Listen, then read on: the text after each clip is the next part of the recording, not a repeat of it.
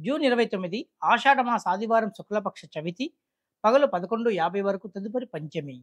ఆశ్లేష నక్షత్రం ఉదయం 9:36 వరకు తదుపరి మకా నక్షత్రం. దుర్ముహూర్తం సాయంత్రం 4:50 నుండి 5:50 మధ్య కలదు. ఆదివారం ఆశ్లేష వజ్రయోగం కలహము మక, ముద్గర యోగం మరణం కనుక ప్రయాణాలు వాయిదా వేసుకోవడం మంచిది. దేవతా కార్యక్రమాలు, మంచి పనులు శ్రద్ధతో మంచి మనసుతో చేయాలి.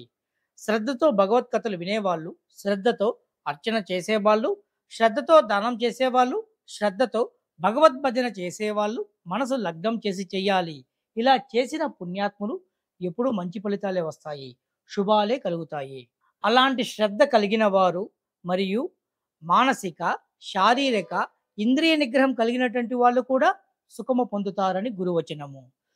వృషభ, మిథున, కర్కాటక రాశి వారు ఉదయ సంధ్యయందు తెల్ల జిల్లేడు వృక్షము కింద మట్టి ప్రమిదలో 3 ఒత్తుల చొప్పున అమర్చి ఆవు నేతితో దీపారాధన చేసి సూర్యాష్టకాన్ని భక్తి శ్రద్ధలతో జపిస్తూ ప్రదక్షిణాలు 27 ప్రదక్షిణాలు చేసినట్టయితే మానసిక ఆందోళనలు తగ్గి చక్కటి ఆరోగ్యాన్ని పొందుతారు.